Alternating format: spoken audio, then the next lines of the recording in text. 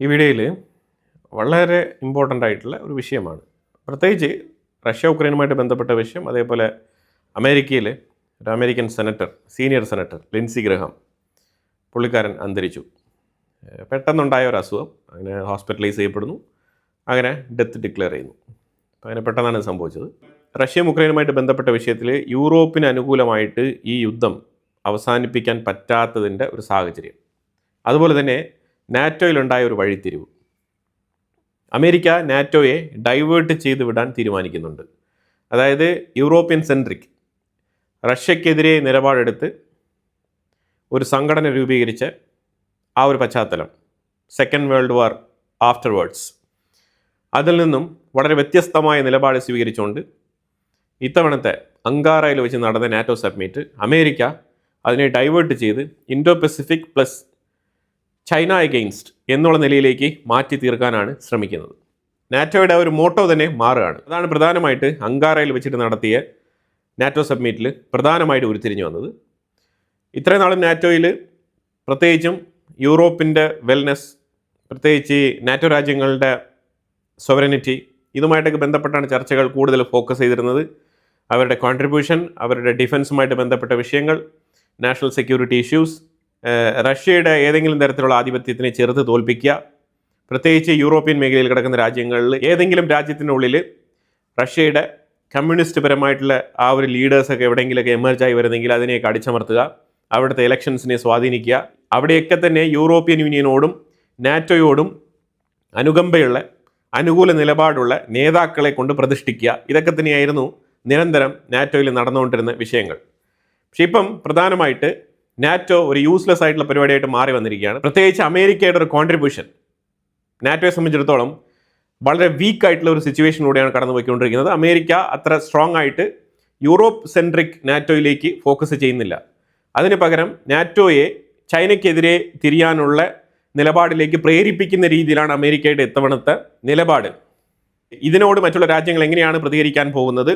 ഇനി വരുന്ന 1 ഇയറിൽ അടുത്ത നാറ്റോ സബ്മിറ്റ് കൂടുന്നതിന് മുമ്പ് യൂറോപ്യൻ രാജ്യങ്ങളും അമേരിക്ക ഒഴികെയുള്ള നാറ്റോ സഖ്യരാഷ്ട്രങ്ങളും ഏത് തരത്തിൽ തീരുമാനമെടുത്ത് മുന്നോട്ട് പോകും എന്നുള്ളതിനെ ആശ്രയിച്ചായിരിക്കും ബാക്കിയുള്ള തീരുമാനങ്ങൾ.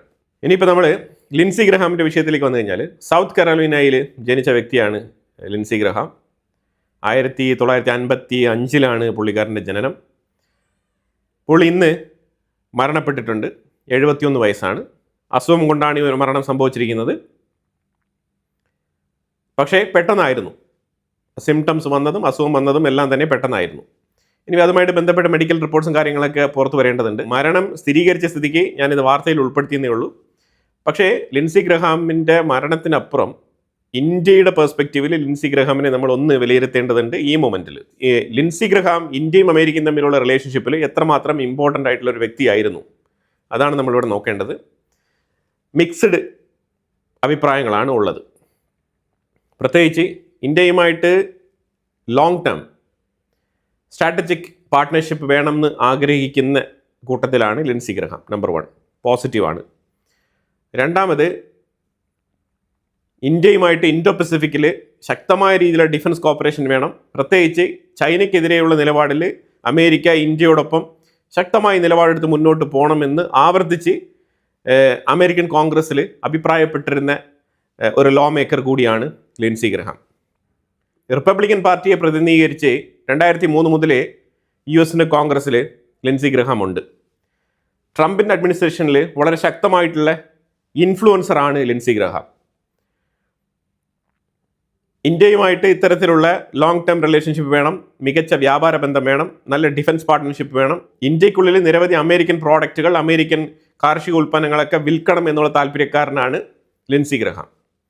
ഇനി ഇന്ത്യക്ക് വേണ്ടാത്ത രീതിയിൽ പ്രവർത്തിച്ചിട്ടുണ്ടോ എന്ന് ചോദിച്ചാൽ യെസ്, ഇന്ത്യക്ക് വേണ്ടാത്ത രീതിയിൽ ഇന്ത്യക്കെതിരെ പ്രവർത്തിച്ചിട്ടുണ്ട്. അതിന് നമ്പർ 1, ഈ ലേറ്റസ്റ്റ് ആയിട്ട് ട്രംപ് ഇന്ത്യക്ക് മാത്രമായിട്ട് അടിച്ചു തന്ന പൊളിറ്റീവ് താരിഫ് 25%, അതിൻ്റെ പിന്നിൽ ലിൻസി ഗ്രഹാം ആയിരുന്നു. അപ്പോൾ അത് ചൈനയ്ക്കും ഇന്ത്യക്കും എന്ന് പറഞ്ഞാൽ തന്നെയും ചൈനയുമായിട്ടുള്ള അമേരിക്കൻ റിലേഷൻഷിപ്പിൻ്റെ ഫോർമുല വേറെ തന്നെയാണ്, ഇന്ത്യയുമായിട്ടുള്ള ഫോർമുല വേറെയാണ്. കാരണം ഇന്ത്യക്ക് ഇച്ചിരി ലെവറേജസ് കുറവാണ്. അപ്പോൾ അതുകൊണ്ട് ലിൻസി ഗ്രഹാമിൻ്റെ ഉക്രൈൻ സന്ദർശനം കഴിഞ്ഞ പാടെ ലിൻസി ഗ്രഹാം വളരെ കൃത്യമായിട്ട് ട്രംപിനെ ഉപദേശിച്ചു. അതിനുശേഷമാണ് ഇമ്മീഡിയറ്റ് ആയിട്ട് ഇന്ത്യക്ക് മേളിൽ 25% പുനറ്റീവ് താരിഫ് അടിച്ചു തന്നത് ട്രംപ്. ആ രീതിയിൽ ഇപ്പോഴത്തെ ഇന്ത്യ അമേരിക്ക റിലേഷൻഷിപ്പ്, ആ ഒരു ബന്ധത്തിൽ നിലവിലെ നമ്മളുടെ ബൈലേറ്ററൽ ട്രേഡ് എഗ്രിമെൻ്റ് വരെ പെൻഡിങ്ങിൽ കിടക്കുന്നതിൽ ഒരു കാരണകർത്താവ് ലിൻസി ഗ്രഹാം കൂടിയാണ്. പുള്ളിക്കാരൻ്റെ ലോബിയിങ് അമേരിക്കയുടെ കൊമേഴ്ഷ്യൽ ഡിപ്പാർട്ട്മെൻറ്റിൽ ഉൾപ്പെടെ ട്രംപ് അഡ്മിനിസ്ട്രേഷനിൽ വളരെ സ്വാധീനം ചെലുത്തുന്ന ഒരു കക്ഷിയാണ് ലിൻസി ഗ്രഹാം. എനിവേ, പുള്ളിക്കാരൻ്റെ ആ ഒരു ടെനർ കഴിഞ്ഞിരിക്കുന്നു. ഇനിയിപ്പം പുള്ളി റീപ്ലേസ് എന്ന രീതിയിൽ ഇനി പുതിയ മെമ്പറിനെ റിപ്പബ്ലിക്കൻ പാർട്ടി ഇൻട്രൊഡ്യൂസ് ചെയ്യുമായിരിക്കാം. ഇതാണ് ലിൻസി ഗ്രഹാമുമായിട്ട് ബന്ധപ്പെട്ട് നമുക്ക് പറയാനുള്ളത്. ഇനിയാണ് പ്രധാനപ്പെട്ട വിഷയം. റഷ്യ ഉക്രൈൻ യുദ്ധവുമായിട്ട് ബന്ധപ്പെട്ട് യൂറോപ്യൻ രാജ്യങ്ങൾ നേരിടുന്ന ചില പ്രതിസന്ധികൾ. എന്തുകൊണ്ടാണ് അവർക്ക് യുദ്ധം അവസാനിപ്പിക്കാൻ പറ്റാത്തത്? പലതവണ അമേരിക്ക ഇടപെട്ടുകൊണ്ട് റഷ്യ ഉക്രൈൻ യുദ്ധത്തിലേക്ക് ഒരു ഡീൽ പ്രപ്പോസ് ചെയ്തിട്ടും യൂറോപ്യൻ യൂണിയൻ അതിൽ നിന്നും പിന്മാറുന്നത് എന്തുകൊണ്ടാണ്? യൂറോപ്യൻ രാജ്യങ്ങൾ അക്സെപ്റ്റ് ചെയ്യാത്തത് എന്തുകൊണ്ടാണ്?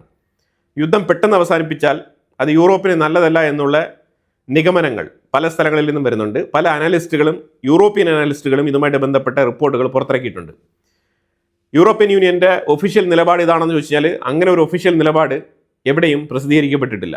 പക്ഷേ പ്രത്യക്ഷത്തിൽ ഓവറോൾ ഈ യുദ്ധത്തിനെ മോണിറ്റർ ചെയ്ത് കഴിഞ്ഞാൽ നമുക്ക് മനസ്സിലാക്കാൻ പറ്റും യൂറോപ്പിന് നല്ലതല്ല ഈ യുദ്ധം പെട്ടെന്ന് അവസാനിക്കുന്നത്. അതിന് ചില കാരണങ്ങളും പറയപ്പെടുന്നുണ്ട്. അത് നമുക്ക് നോക്കിക്കഴിഞ്ഞാൽ ഈ ചോദ്യം തന്നെ വളരെ കോൺട്രവേഴ്ഷ്യൽ ആയിട്ടുള്ള ഒരു ചോദ്യമാണ്. എന്നാലും വേഗത്തിൽ യുദ്ധം അവസാനിപ്പിച്ചു കഴിഞ്ഞാൽ അത് യൂറോപ്പിന് തിരിച്ചടിയാകുമെന്നുള്ള വാദം അത് ശരിവെക്കുന്നത് എന്തുകൊണ്ടാണെന്ന് പറഞ്ഞാൽ യൂറോപ്പിന് പവർ പൊളിറ്റിക്സ് കളിക്കാനുള്ള ഗ്ലോബൽ സ്റ്റേജിൽ ആ ഒരു പൊസിഷൻ നഷ്ടപ്പെടും. നമ്പർ 1. ഇപ്പോൾ അവർക്ക് റഷ്യയുമായിട്ട് ബന്ധപ്പെട്ടൊരു ഗ്ലോബൽ പ്രഷർ അവർ അപ്ലൈ ചെയ്യാൻ അവരെ കൊണ്ട് സാധിക്കുന്നുണ്ട്. അതാണ് നമ്പർ 1 മാറ്റർ. യുദ്ധം എത്രമാത്രം തുടർന്ന് നടക്കുന്നോ അത്രമാത്രം റഷ്യയുടെ മിലിറ്ററി പവർ കുറയും. അതുപോലെ തന്നെ റഷ്യയ്ക്ക് മേളിൽ എല്ലാ കാലത്തും ഈ ഏർപ്പാടാക്കിയിരിക്കുന്ന ഉപരോധം, സമ്മർദ്ദം ഇതെല്ലാം തന്നെ നിലനിൽക്കും. അത് ക്രമേണ റഷ്യയെ ബാധിക്കും എന്നാണ് യൂറോപ്യൻ രാജ്യങ്ങൾ പ്രതീക്ഷിക്കുന്നത്. ഇത് ശരിക്കും അവർക്ക് ഒരു നെഗോസിയേഷൻ ലെവറേജ് നൽകുന്നുണ്ട്. ആ ലെവറേജ് നഷ്ടപ്പെടാതിരിക്കാൻ വേണ്ടിയിട്ട് യൂറോപ്പ് ശ്രമിക്കുന്നു എന്നുള്ള വാദങ്ങൾ നിലനിൽക്കുന്നുണ്ട്. അതുപോലെ തന്നെ പ്രസിഡൻ്റൽ പ്രോബ്ലംസ് ക്രിയേറ്റ് ആവാനുള്ള സാധ്യതയുണ്ട്. അതായത് യൂറോപ്പിന് ഹാംഫുൾ ആയിട്ടുള്ള ഡിഫറെൻ്റ് കൂട്ടായ്മകൾ ഒത്തുചേരാനുള്ള സാധ്യതയുണ്ട്. അതായത് ഇപ്പം റഷ്യ പിടിച്ചെടുത്ത് വെച്ചിരിക്കുന്ന ആ ഉക്രൈൻ്റെ സ്ഥലങ്ങളും കൂടി ചേർത്തുകൊണ്ട് അത് അതിർത്തിയായിട്ട് നിർണയിച്ചുകൊണ്ട് യൂറോപ്പ് യുദ്ധം അവസാനിപ്പിക്കാൻ സമ്മതിക്കുന്നുവെങ്കിൽ അത് ഒരു തെറ്റായ മെസ്സേജായിട്ട് ഈ ലോകത്തിന് കൺവേ ചെയ്യപ്പെടും. നമ്പർ 1, അതായത് കയ്യൂക്കുള്ളവൻ കാര്യക്കാരൻ എന്നുള്ള നിലയിൽ ഇവർ കൈയടക്കിയ സ്ഥലങ്ങൾ, ആക്രമിച്ച് കീഴ്പ്പെടുത്തിയ സ്ഥലങ്ങളൊക്കെ വിട്ടുകൊടുത്ത് ഈ യുദ്ധം അവസാനിപ്പിച്ചു കഴിഞ്ഞാൽ അത് എല്ലാ കാലത്തും ഒരു റോങ് മെസ്സേജായിട്ട് തന്നെ നിലനിൽക്കും. അത് ശക്തിയുള്ളവൻ എവിടെ വേണമെങ്കിലും കയറി ആക്രമിച്ച് രാജ്യത്തിന് കീഴ്പ്പെടുത്താം എന്നുള്ള നിലയിലേക്ക് ഒരു കോമൺ മെസ്സേജ് കൊടുക്കുന്നതായിട്ട്, അത് റോങ് മെസ്സേജ് കൊടുക്കുന്നതായിട്ട് യൂറോപ്പ് ഫീൽ ചെയ്യുന്നുണ്ട്. അതുകൊണ്ടാണ് അവർ റഷ്യ മുന്നോട്ട് വെക്കുന്ന ഈ ബോർഡർ തിയറിയെ അംഗീകരിക്കാത്തത്. അതുപോലെ തന്നെ പോളണ്ടിനും ബാൾട്ടിക് റീജിയനിൽ കിടക്കുന്ന ലാത്വിയ, ലിത്വാനിയ ഇത്തരത്തിലുള്ള രാജ്യങ്ങൾക്കെല്ലാം തന്നെ ഒരു ഭീഷണിയും കൂടിയാണ്. കാരണം ഫ്യൂച്ചറിൽ ഇപ്പോൾ റഷ്യ ആക്രമിച്ചു, കുറേ സ്ഥലങ്ങളൊക്കെ കയ്യേറി, അപ്പോൾ അങ്ങനെ ഒപ്പിട്ട് ബോർഡർ തീരുമാനിച്ച് ഉക്രൈൻ യുദ്ധത്തിൽ നിന്ന് പിന്മാറിയെങ്കിൽ നാളെ റഷ്യ ഇതേപോലെ പോളണ്ടിനെയും അതുപോലെ തന്നെ മറ്റുള്ള ബാൾട്ടിക് റീജിയനിൽ കിടക്കുന്ന രാജ്യങ്ങളെയൊക്കെ ഇതേപോലെ ആക്രമിച്ച് കീഴ്പ്പെടുത്തിയിട്ട് അവിടെയും നിശ്ചിത തോതിൽ സ്ഥലങ്ങൾ കയ്യേറാനുള്ള സാധ്യതയുണ്ട്. അപ്പോൾ അതിനുള്ളൊരു സൂചനയും കൂടിയാണ് ഇപ്പം ഇങ്ങനെ യുദ്ധം അവസാനിപ്പിച്ചു കഴിഞ്ഞാൽ. ഇതൊക്കെ യൂറോപ്പ് നേരിടുന്ന പ്രതിസന്ധികളാണ് ഞാനിവിടെ പറയുന്നത്. അതുപോലെ തന്നെ റഷ്യ ഇപ്പോൾ പിടിച്ചെടുത്ത സ്ഥലങ്ങളൊക്കെ അംഗീകരിച്ചുകൊണ്ട് യുദ്ധം അവസാനിപ്പിച്ചു കഴിഞ്ഞാൽ ഇനി എല്ലാ കാലത്തേക്കും ബാൾട്ടിക് റീജിയനിൽ കിടക്കുന്ന രാജ്യങ്ങൾക്കും പോളണ്ടിനും ഉൾപ്പെടെ യൂറോപ്യൻ രാജ്യങ്ങൾ സെക്യൂരിറ്റി ഉറപ്പുവരുത്തേണ്ടി വരും. അതായത് ഇപ്പോഴത്തെ നിലവിലത്തെ ബോർഡർ അനുസരിച്ച് യുദ്ധം അവസാനിപ്പിച്ചു കഴിഞ്ഞാൽ അത് യൂറോപ്പിൻ്റെ ഉള്ളിൽ അധിക ഫൈനാൻഷ്യൽ ബേർഡൻസ് കൊണ്ടുവരും, സാമ്പത്തിക ബാധ്യത കൊണ്ടുവരും. അങ്ങനെ കൊണ്ടുവരുന്ന പക്ഷത്തിൽ യൂറോപ്യൻ രാജ്യങ്ങൾക്കുള്ളിൽ തന്നെ തമ്മിൽ തല്ലുണ്ടാവും എന്ന് പറഞ്ഞാൽ അഭിപ്രായ ഭിന്നത ഉണ്ടാവും. നിലവിൽ ഭരിക്കുന്ന ലീഡേഴ്സ്, യൂറോപ്പിനെ അനുകൂലിച്ച് ഭരിക്കുന്ന ലീഡേഴ്സ് അവിടെ നിന്നും തോറ്റ് തുന്നമ്പാടി മറ്റുള്ള ഓപ്പോസിറ്റ് സൈഡിലുള്ള ലെഫ്റ്റ് സപ്പോർട്ടേഴ്സ് ആയിട്ടുള്ള കമ്മ്യൂണിസ്റ്റ് പിന്തുണയുള്ള റഷ്യൻ അനുകൂലികളായിട്ടുള്ള ലീഡേഴ്സ് അവിടെ വിജയിച്ച് കയറും. അങ്ങനെ വിജയിച്ച് കയറുന്നുവെങ്കിൽ അത് റഷ്യയ്ക്ക് അനുകൂലമായിട്ടുള്ള ഒരു സിറ്റുവേഷൻ യൂറോപ്പിൻ്റെ ഉള്ളിൽ ക്രിയേറ്റ് ചെയ്യും. അപ്പോൾ ഇത്തരത്തിലുള്ള നിരവധി പ്രശ്നങ്ങൾ ഇതിൻ്റെ ഉള്ളിലുണ്ട്. അതുകൊണ്ടാണ് യൂറോപ്പ് ഇങ്ങനെ ഒരു ബോർഡർ, റഷ്യ കയറിപ്പിടിച്ച സ്ഥലങ്ങളൊക്കെ റഷ്യ എടുത്തോട്ടെ എന്നുള്ള രീതിയിൽ ഓക്കെ പറഞ്ഞുകൊണ്ടുള്ള ഒരു എഗ്രിമെൻറ്റിന് സൈൻ ചെയ്യാൻ തയ്യാറാവാത്തത്. മറ്റുള്ള രാജ്യങ്ങളുടെ സുരക്ഷിതത്വം ഉറപ്പുവരുത്താൻ വേണ്ടിയിട്ട് ഇറങ്ങിത്തിരിച്ചു കഴിഞ്ഞാൽ വീണ്ടും യൂറോപ്പിൻ്റെ ഉള്ളിൽ തമ്മിലടി തുടങ്ങും. അത് യൂറോപ്യൻ യൂണിയൻ്റെ പതനത്തിന് തന്നെ വഴിയൊരുക്കിയേക്കാം എന്നുള്ളൊരു ആശങ്കയും ഉണ്ട് യൂറോപ്യൻ യൂണിയന്. പക്ഷെ അതേസമയം ഇതിന് മറ്റൊരു സൈഡുണ്ട്. യുദ്ധം തുടർന്നു കഴിഞ്ഞാൽ നിരവധി മനുഷ്യർ കൊല്ലപ്പെടാനുള്ള സാധ്യതയുണ്ട്. ഹ്യൂമാനിറ്റേറിയൻ ക്രൈസിസ് നിലനിൽക്കുന്നുണ്ട്. അതുപോലെ തന്നെ റെഫ്യൂജി ക്രൈസിസ് ഒരു സൈഡിൽ നിലനിൽപ്പുണ്ട്. അപ്പം ഇങ്ങനെയുള്ള നിരവധി പ്രശ്നങ്ങളൊക്കെ ഉണ്ട്. എന്നിരുന്നാലും അതിനേക്കാളും ഇമ്പോർട്ടൻസ് ഞാൻ ആദ്യം പറഞ്ഞ വിഷയത്തിന് യൂറോപ്പ് നൽകുന്നത് കൊണ്ടാണ് അവർക്ക് ഈ യുദ്ധത്തിൽ നിന്നും പിന്മാറാൻ കഴിയാത്തത്. അപ്പോൾ ലിറ്ററലി യൂറോപ്പാണ് യുദ്ധം നടത്തുന്നത് എന്നുള്ളൊരു ചോദ്യം വന്നേക്കാം. റഷ്യയും ഉക്രൈനും തമ്മിലല്ലേ യുദ്ധം എന്നുള്ള ചോദ്യം നിങ്ങൾ ചോദിക്കുകയാണെന്നുണ്ടെങ്കിൽ ജിയോ പൊളിറ്റിക്സ് കുറച്ചുകൂടെ നിങ്ങൾ വ്യക്തമായിട്ട് പഠിക്കേണ്ടി വരും.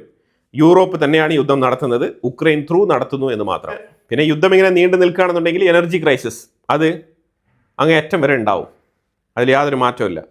അപ്പോൾ ഇത്തരത്തിലുള്ള ബുദ്ധിമുട്ടുകളൊക്കെ സഹിച്ചുകൊണ്ടാണ് യൂറോപ്പ് ഒരു മോറൽ വാല്യൂ എന്നുള്ള നിലയിൽ അവർ ഞങ്ങൾക്ക് റഷ്യക്ക് ഈ സ്ഥലം അങ്ങനെ കൈമാറാൻ പറ്റില്ല എന്നുള്ള തീരുമാനമെടുത്ത് ഈ യുദ്ധം മുന്നോട്ട് തുടർന്ന് നടത്തുന്നത്. അപ്പോൾ അതുകൊണ്ടാണ് യൂറോപ്പിൻ്റെ ഉള്ളിൽ തന്നെ പല ഗവൺമെൻറ് ഒഫീഷ്യൽസും തന്നെ യുദ്ധം പെട്ടെന്ന് അവസാനിക്കുന്നത് യൂറോപ്പിന് നല്ലതല്ല എന്നുള്ള അഭിപ്രായം മുന്നോട്ട് വച്ചിരിക്കുന്നത്. ഇത് യൂറോപ്യൻ യൂണിയൻ്റെ തീരുമാനമല്ല, പക്ഷേ പല യൂറോപ്യൻ രാജ്യങ്ങളുടെയും അഭിപ്രായം ഇതാണ്. അപ്പോൾ എന്തായാലും വളരെ ഇമ്പോർട്ടൻ്റ് ആയിട്ടുള്ള ഒരു വിഷയമാണ് നമ്മൾ വീഡിയോയിൽ പങ്കുവച്ചത്. ഇതിനെക്കുറിച്ചുള്ള അഭിപ്രായങ്ങൾ കമൻറ്റ് ബോക്സിൽ രേഖപ്പെടുത്തുക. കൂടുതൽ വാർത്തകളുമായിട്ട് അടുത്ത വീഡിയോയിൽ വരാം. Thank you so much.